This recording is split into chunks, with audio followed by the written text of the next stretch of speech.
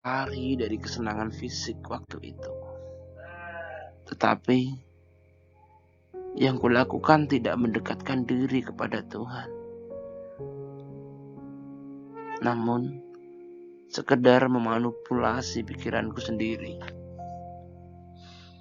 Aku berusaha sangat keras meyakinkan diriku sendiri bahwa aku masih sangat bahagia. Aku mulai mencari cara untuk terus berbahagia, mencari banyak pembanding agar tetap terlihat bahagia.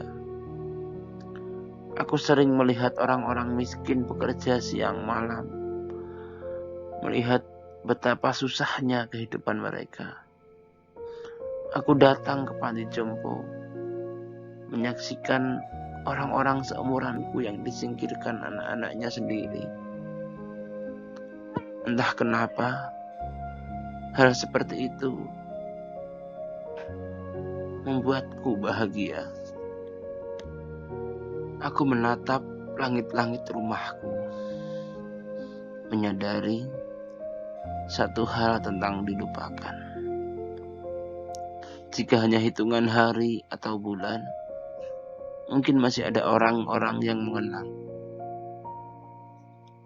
Tapi 10 tahun setelah kau mati, rasanya tidak mungkin kau diingat oleh orang lain, bahkan oleh anak-anakmu sendiri.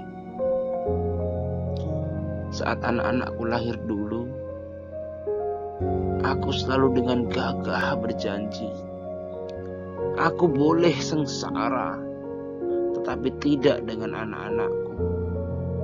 Mereka harus hidup layak dan berkecukupan.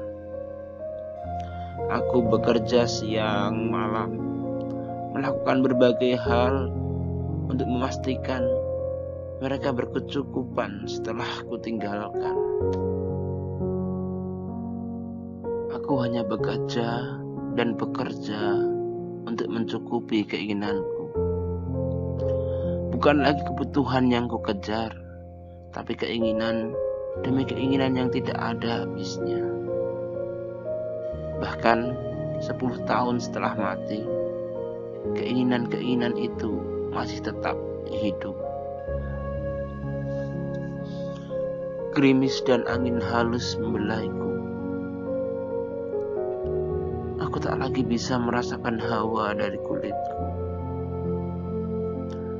Tetapi pikiranku mampu merasakannya. Aku menundukkan wajah sambil terus berjalan. Kakiku tak mau berhenti. Ia terus berjalan, meskipun akalku jelas-jelas tak mampu memberinya arah. Aku duduk di balok kayu, memandangi nisan yang bertuliskan namaku sendiri. Tulisannya mulai samar, lapuk, dimakan zaman dan waktu. Beberapa jamur tampak tumbuh, memakan dengan pelan kayu nisanku. Di sebelahku, nisan bertulis nama istriku yang sudah jauh lebih lapuk. Beberapa saat memandangi nisanku membuatku gemetar. Pandanganku hilang, pendengaranku kabur. Aku tak mampu lagi mengindra apapun. Aku tak menyadari apapun, kecuali siksa tanpa sebab yang tak berhenti menikamiku. Kebahagiaan adalah keputusanmu untuk berbahagia. Itu adalah moto hidup yang dengan sangat congkak kuceritakan kepada banyak orang. Mungkin di dunia itu berlaku. Saat masih hidup dulu, aku memang dengan sangat mudah memanipulasi caraku berbahagia.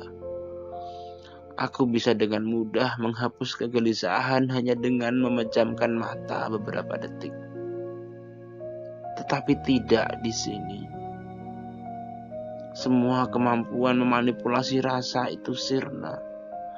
Semua akal, pikiran, bahkan imajinasiku hanya bisa merasakan kesedihan dan rasa sakit.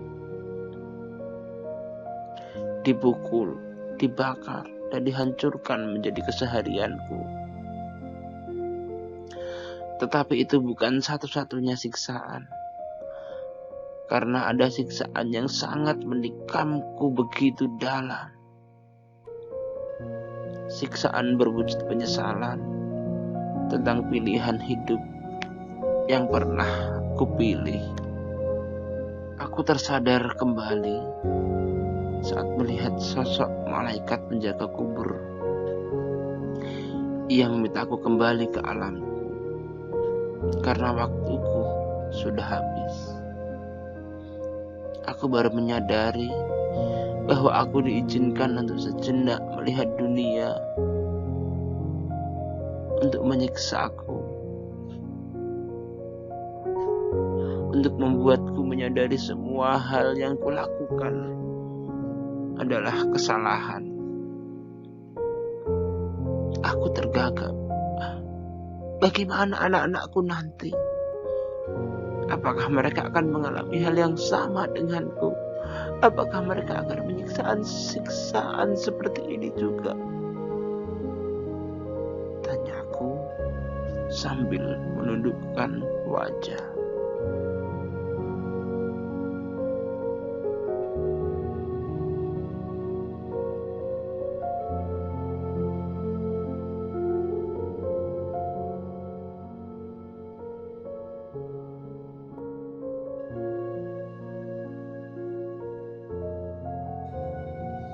Kalau diizinkan, ingin sekali aku masuk dalam mimpi ketiga anakku, memperingatkan mereka tentang kematian. Pintaku sambil bersujud. Tidak. Bukankah sudah diberikan waktu padamu untuk mendidik mereka puluhan tahun? Waktumu sudah cukup. Anak-anakmu juga mempunyai akal.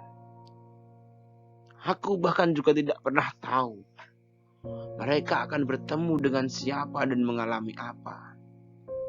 Kita tidak pernah tahu kapan Tuhan membolak-balikkan hati manusia. Balasnya dengan suara yang keras.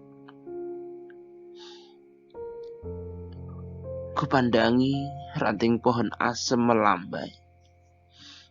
Lambaiannya mirip lambaian seorang kekasih yang meninggalkan kekasih tersayangnya. Lambaian yang terasa begitu menyakitkan. Rasa sakit yang sedari tadi berulang menimpaliku kini menekanku jauh lebih dalam. Allah, aku mohon ampun. Semua diriku bergejolak. Aku merasakan rindu yang begitu kuat pada penciptaku. Perasaan ini dari mana asalnya? Mengapa ia datang? Perasaan yang seharusnya aku hadirkan saat aku masih hidup dulu, kini bersemayam kuat dan menghasilkan siksaan yang melebihi ketika tubuhku dihancurkan. Ini adalah puncak kegelisahan, kesedihan, dan entahlah. Ini melebihi siksaan rindu pada kekasih dan anak-anakku. Ini melebihi rinduku untuk dikenang oleh orang-orang. Ini melampaui seluruh imajinasi rindu yang pernah kubayangkan. Allah, aku bersujud